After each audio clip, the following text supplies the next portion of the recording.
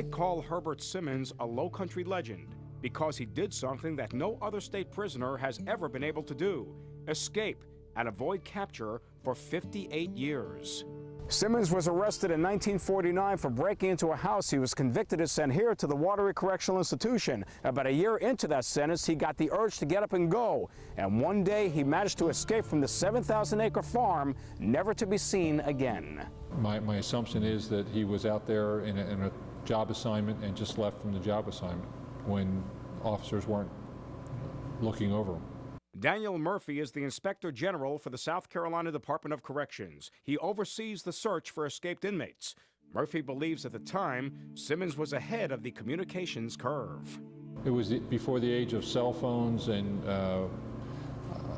probably radio communications as it is in modern day. I don't know what was in his mind back in 1950 when he escaped, but he could have served his time and been well out and never had the state of South Carolina looking for him again. At the time of his escape, Simmons was married and lived on Johns Island. But even after all these years, there's been no sightings of Simmons, no tips from the public, nothing. Even back then, whether it was a $25 reward or a $50 reward, that was a lot of money back in the early 50s.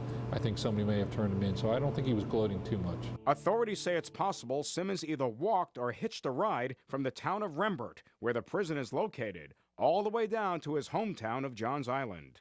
And they are not ruling out the possibility that Simmons might be dead and buried right here on Johns Island. In fact, investigators tell me from time to time they come back to the island checking graveyards. Above the ground or below the ground, we're going to see what we can do. How you doing, sir? I decided to do my own detective work. I found some Johns Island residents named Simmons and showed them a copy of Simmons' wanted poster. Now, you never heard of this guy, huh? Your family related to this Herbert Simmons who escaped from prison back in 1950? But none of those folks heard of the escapee.